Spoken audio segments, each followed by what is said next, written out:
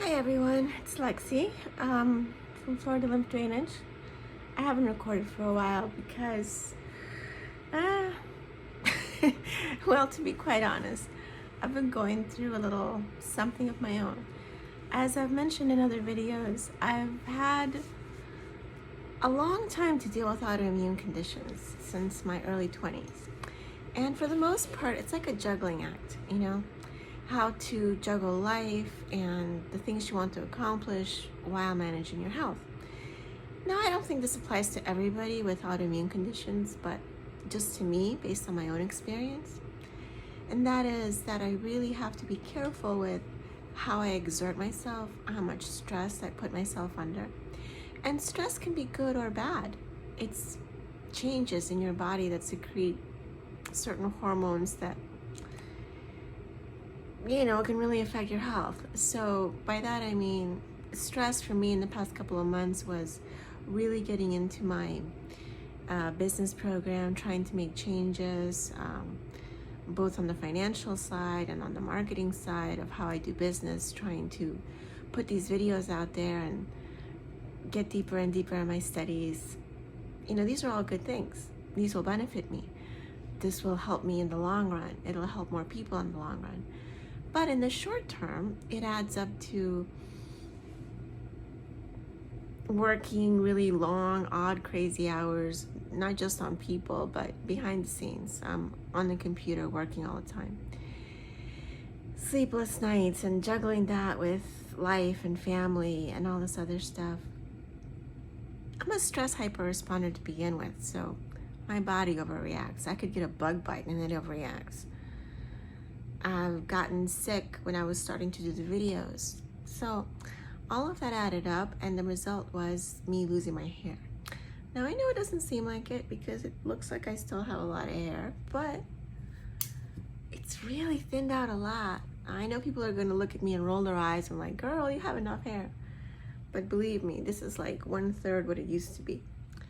And every day when I wash it or brush it, handfuls fall out. I'm not talking about 50 to 100 hairs. That's normal. We're probably talking about 300 to 400 hairs. It's a lot. Never before could I just feel such sparseness in my scalp. So anyway, that's kind of had me down, and I did post about it on Facebook about starting Nutrafol and Vegemore and whatever. But it's not just the hair. So what happens very simply when there's a stress response, it attacks your adrenals. Cortisol gets released in your body. That's a stress hormone. In my particular body type, my thyroid gets suppressed. So my levels drop. My iron starts dropping. And what that causes is for me to be really tired, just constantly fatigued, cold,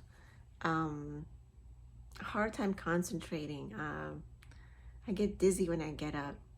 I get really emotional. Getting emotional right now. It's not because I'm really sad or because there's anything depressing in my life. It's just this hormones. Thyroid is a hormone. It's not just estrogen and progesterone that are hormones, it's testosterone. So anyway, this whole thing has been affecting me, and so how I need to manage it, how I've been managing it, is just trying to get a lot of downtime. Me time, relaxing time, distraction, sunshine, a lot of good food, and that's good, except you gain weight and don't have energy to exercise, which can be kind of stressful on its own. So I thought I'd be real and share that. On the flip side, I have some clients I know who also have autoimmune conditions, and unlike me, they're naturally driven. They're naturally like, go, get it. Push harder, accomplish. They're very driven. And that's wonderful. And I don't know if for them, the fact that they're driven is going to be detrimental for their autoimmune and inflammatory condition or not. I don't know. So I'm about to embark on another case study. We're just going to start tomorrow. That's exciting.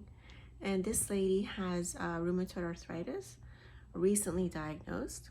She's amazing. She's trained for marathons. She's a weightlifter. She's incredibly driven and motivated for her health. So I'm looking forward to helping her and seeing, what the results are.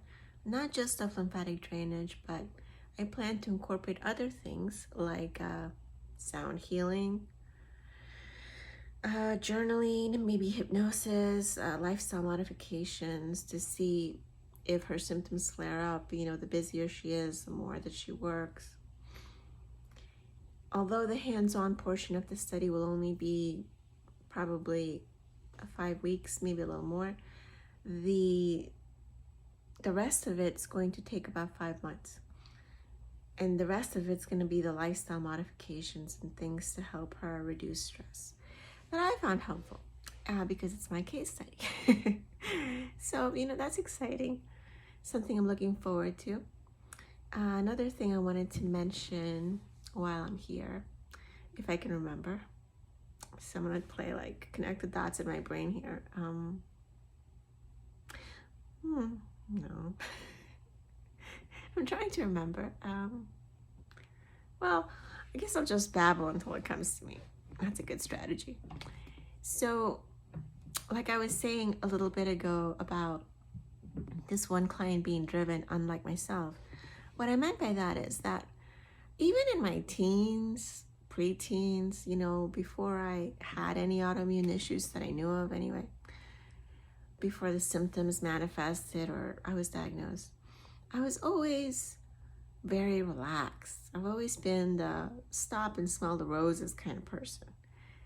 I've never been really competitive. I've never been highly driven or hyper or extroverted. I mean, maybe I'll be hyper one day out of the year, but the rest of the days I'm pretty much very calming, very soothing, very relaxed, which is great for the work I do. You don't want necessarily to be around somebody who's talking 100 miles a minute when you're getting body work. I'm sure somebody out there likes it, but for the most part, people want to relax. People want to, unwind. I'm good with that. Since I was a teenager, I've had bosses at work call me into the office, no joke, because they're concerned that I'm not perky enough. Yeah, like that's a dysfunction or something. Which I always thought was funny because that's just not my personality type. It doesn't mean there's anything wrong with me. It doesn't mean that I'm suffering some type of deep-seated depression or anything like that. And it's not that I'm trying to hide anything. I mean, I like therapy. I studied psychology. I voluntarily went into therapy at 18 just so I could learn more about myself, and I'm all about self-healing. I've been in and out of therapy since I was 18, so that's a good 30 years now. I have nothing against it. I have healed plenty of old wounds. I've made peace with most of my demons. I know my way down a rabbit hole. I'm not afraid of it. But this is me at my best. This is me after so many years of healing. And I'm still not jumping off the walls, perky, sunshine, yap, yap, yap. That's just not me. So I thought I'd put it out there, for anybody who meets me, works with me. The reason I say that is also, a couple of weeks ago maybe, I went to, I had a session with a chiropractor. I really love the guy. He's wonderful, he's well-meaning, he's very caring, and he's super nurturing and jovial. He seems like the perfect guy to play Santa Claus. Hope he doesn't find it insulting in case he's watching, but he was concerned because he said to me that the first moment he saw me, or when he first met me, he thought I seemed really sad. And that's not uncommon. I've had people tell me this who meet me online, for whatever purpose, dating or whatever. Like, oh, you seem like you're kind of sad. You seem like you're kind of lonely. I'm not sure how I should take that. As an insult or not, I'm not sure. But this is just the way I am, okay? I'm a very calm person who's into the healing arts. I love working with rescued animals so I can help them trust again and rehabilitate them back into a happy forever home. I gravitate towards the broken and the wounded to try and heal them. This is me. This is me probably at my